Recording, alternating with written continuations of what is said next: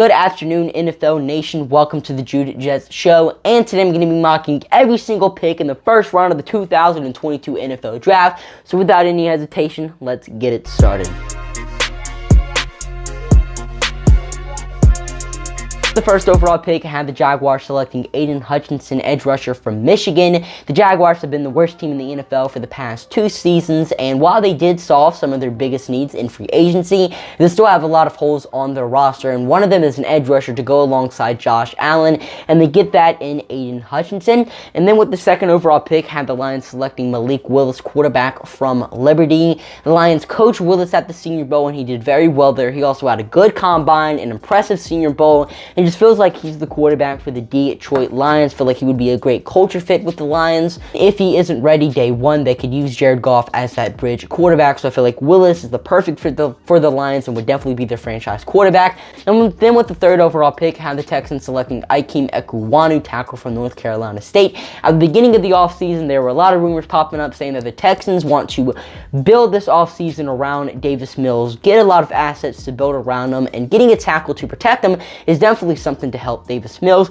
And then at pick 4, had the Jets selecting Kayvon Thibodeaux, edge rusher from Oregon. The Jets defense was atrocious last season, the worst unit in the NFL, and we didn't really make that big of an attempt to solve it during free agency. So the draft is just going to be filled with defensive players selected by the New York Jets, and one of our biggest defensive needs is an edge rusher to go alongside Carl Lawson, and we get the best one on the board in Kayvon Thibodeaux. And then with the 5th overall pick, had the Giants selecting Evan Neal. Now, offensive line is one of the biggest weaknesses on the Giants roster right now, and I feel like one of the main reasons the Giants really couldn't capitalize off of that good receiver room they have is because the offensive line wouldn't let Daniel Jones throw to developed routes. It would always be undeveloped routes, unopened receivers. So now that they have Evan Neal, maybe Daniel Jones will be able to throw to some open receivers in 2022.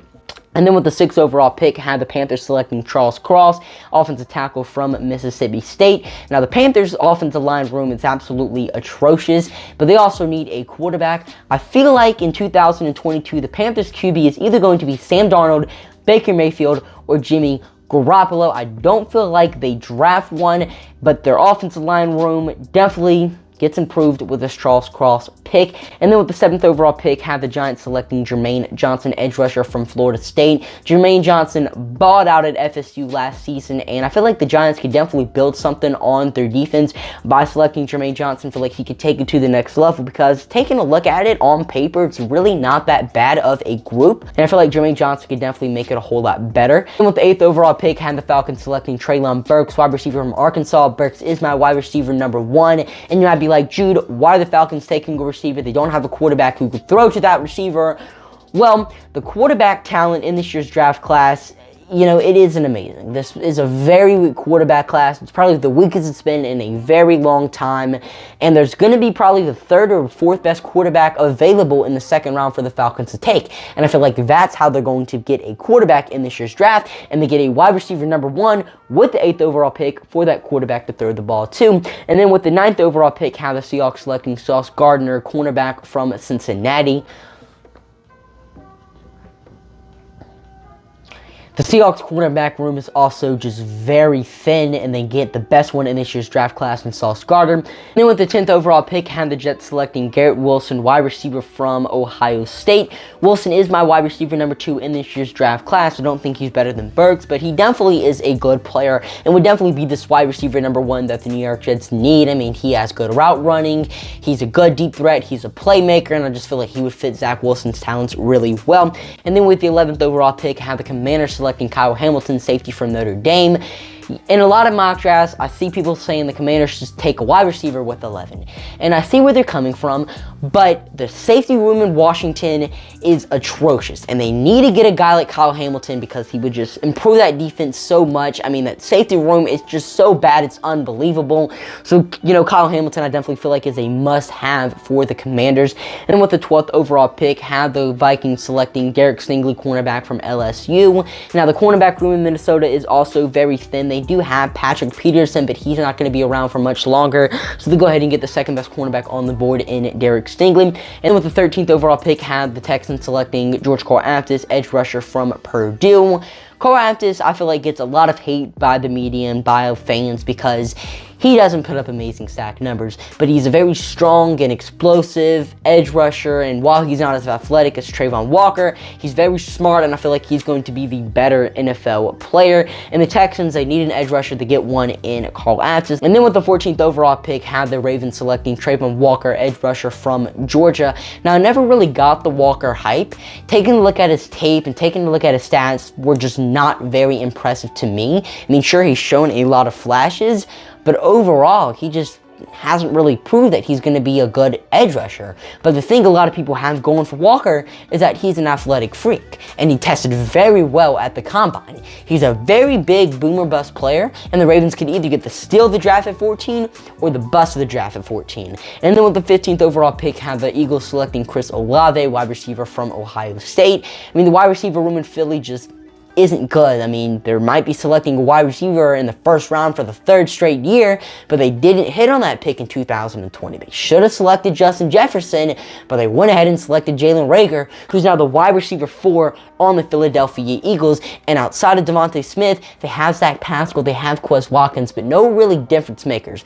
But I feel like that difference maker could definitely be Chris Olave. And then with the 16th overall pick, I have the Saints selecting Jameson Williams, wide receiver from Ohio State. And spoiler alert, I don't have them selecting a quarterback in this year's draft. I feel like Jameis Winston has proven himself to be a starting quarterback in the NFL. If he didn't tear his ACL in 2021, the Saints were making it to the playoffs. There's no doubt about that, because he was pretty impressive during his tenure in 2021. And I feel like a receiver like Jameson Williams, who's the best deep threat receiver in this year's draft class, would pair very nicely with a big arm quarterback in Jameis Winston. And then with the 17th overall pick, had the Chargers selecting Jordan Davis, the interior defensive lineman from Georgia. The Chargers are a team who do not have many holes, but one of their weaknesses is the interior of their defensive line, and Jordan Davis is an absolute stud of a player, had a fantastic combine, and this would be a great pick for the Chargers. And then at pick 18, had the Eagles selecting Devin Lloyd. There might be an argument for there to be a safety pick here, or maybe even a cornerback, but I feel like the linebacker room in Philadelphia is just the weakest group of them all, so that's why I have them taking the best linebacker on the board in Devin Lloyd. And at 19, had the Saints selecting Trevor Penning, offensive tackle out of Northern Iowa. Now, Penning is a boomer bust type of player because his strength, his measures are just off the charts. They're insane, but his film is very inconsistent. At the Senior Bowl, some plays he was dominating the edge rushers, and then other plays he was just getting completely beat. I don't feel like Penning is going to be a day one starter in the NFL, but lucky for the Saints, they do have James Hurst, who I could feel like would be a very good bridge tackle for Penning, and after Penning does some adjusting to the NFL, I feel like he could be a pretty solid tackle for the Saints. And then at 20, I have the Steelers selecting Kenny Pickett, quarterback out of Pitt.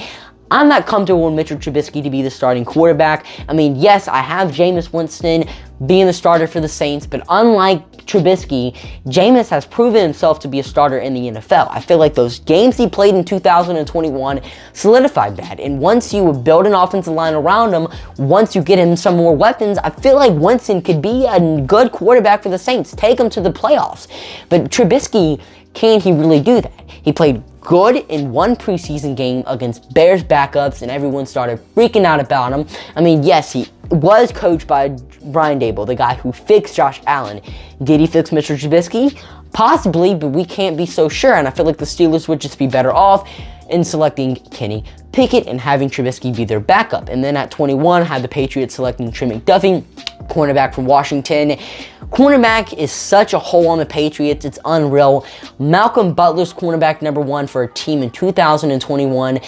That's not acceptable. Just go out and select Trey McDuffie. Patriots are going to be a much better team by doing that. And then at 22, had the Packers selecting Drake London, wide receiver out of USC. Now, London is many people wide receiver number 1. Personally, he's my wide receiver 5. I mean, he's not fast. He rarely creates separation. I mean, he has really good contested catchability, and that might get him somewhere in the NFL. And I definitely feel like he could definitely go somewhere with that ability with Aaron Rodgers as his quarterback.